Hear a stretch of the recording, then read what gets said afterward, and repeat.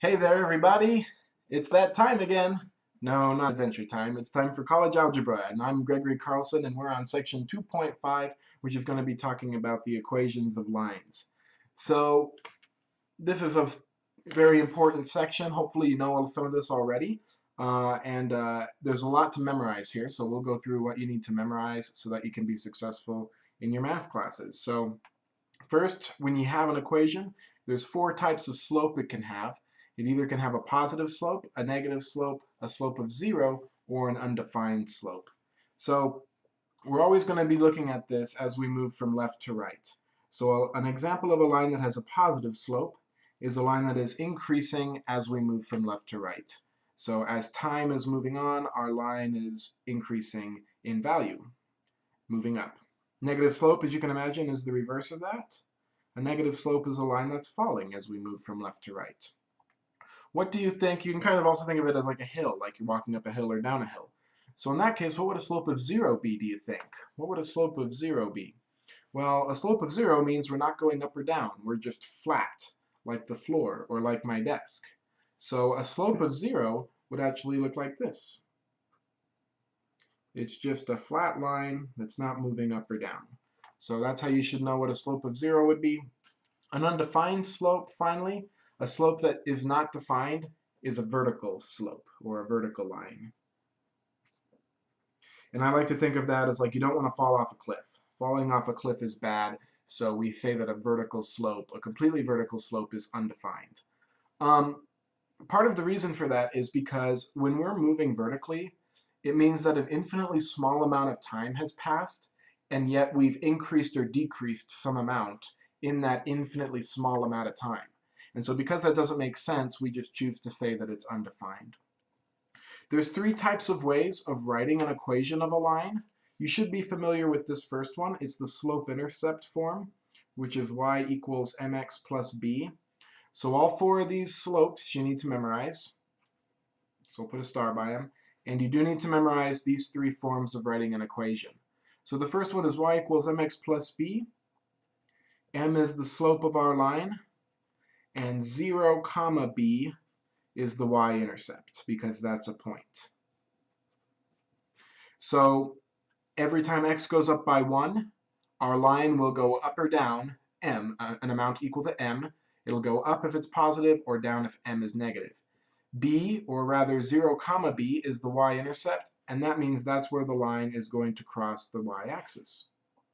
The point-slope form of a line is this. It's y, big Y minus little y, is equal to m times big X minus little x.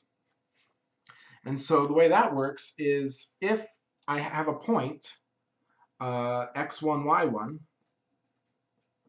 and if I know what the slope is, sorry, there's a little bit of a glare there. If I know the point and the slope, I can plug those into this equation, and that would be in point-slope form. Notice that the values for y and x flip, and so make sure you do that. In fact, if x or y is negative, then that means when you put them into this equation, it would turn positive.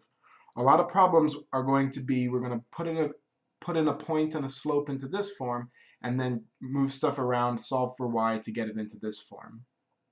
The final way of writing an equation is standard form, and standard form is ax plus by equals c.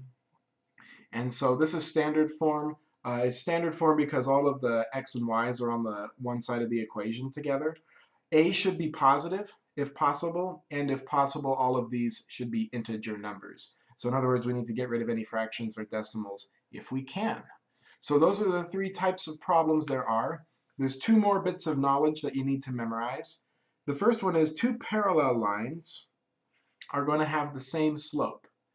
And remember that two parallel lines are lines that never cross each other. So you can see that if I draw a second line up here, these two lines are going to be parallel because they're never going to cross. And by definition, that means they have to have the same slope. If one can't be steeper or flatter than the other if they never cross. So parallel lines have the same slope. The other thing to know is that perpendicular lines have slopes that are opposite. And opposite means that one is positive and one is negative. And they're also reciprocals of each other. And so a reciprocal, if you remember, is a fraction that's been flipped. Okay, so let's look at my negative slope one. We see that anything that's perpendicular to this, and remember that perpendicular means they form a right angle when they cross. Anything that's perpendicular like that, you see automatically that they're going to have opposite slopes, one positive and one negative. But also, like if this one's going up 2 over 3, this one has to go down 3 over 2. So if you have one slope that's perpendicular and you want to find the perpendicular slope, you flip it, find the reciprocal, and change the sign. That's a lot to remember, so let's do a few practice problems so we can see how to use all of this information. What is, oh, here we go. A line that is parallel to this line must have what slope? So we can see that this equation is written in standard form because it's something x plus something y equals c, a number. So we need to get it into this form, slope-intercept form, so that we can see what the slope of this line is. So basically all we have to do is solve that equation for y. So we could start that by subtracting 3x on both sides, because we want to move the entire 3x over. So that's going to give us 5y is equal to, and I like to put the x term first, because that way we have our x term first with slope-intercept form. So 5y equals negative 3x plus 12. Don't try to combine these. They're not like terms. Finally, we just divide by 5. And remember, we need to divide everything by 5.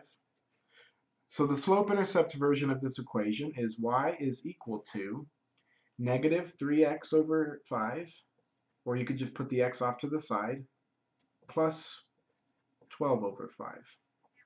So there's the equation with slope-intercept form, and we see that here's our slope right here. The slope of this line is negative 305, negative 3 over 5. So the question is, a line that's parallel to this must have what slope? And the answer is, well, if it's parallel, then they must have the same slope. So the answer to this equation is negative 3 over 5. So a line that's parallel to this line has a slope of negative 3 over 5. And when you get really, really good at this, you'll be able to look at this in your head and say, okay, subtract 3x over, divide by 5, negative 3 over 5. Just for a second, let's see what a perpendicular slope would be. If this was the slope of my line, a perpendicular slope is you find the reciprocal, you flip it, and then change the sign. So a perpendicular equation, PERP, a perpendicular slope would be positive 5 over 3 because you flip it and change the sign. All right, so that was just a little bit of extra knowledge. Let's do the next example and then we'll cut off this video. The next one says, a line that is perpendicular to negative 5x plus 2y equals 16 must have what slope? Again, notice that this is almost in standard form. Standard form is x first, then y, then the number. However, this should be positive if at all possible. Okay, so let's go. It says a line perpendicular to this must have what slope? Well, the first step is going to be the same as this. First, we're going to solve it for y so that we can get it in slope-intercept form. So let's solve this for y. I need to add 5x this time to cancel the negative 5x, which will give me 2y is equal to 5x plus 16. And then we want to just solve this for y, so that 2 is multiplying. So divide by 2, divide by 2, divide by 2. And we get y is equal to 5x over 2 plus 16 divided by 2 is 8. Now, it's always a good idea to leave your slope as a fraction because it's easier to find the reciprocal that way. So we see that the slope of this line right here is 5 divided by 2, or 2.5. So a parallel slope would have the same slope, but we're being asked to find a perpendicular slope. So you find the reciprocal and change the sign. So we know that because this is positive, our perpendicular slope is going to be negative, and the reciprocal of this is 2 over 5. Easy as that.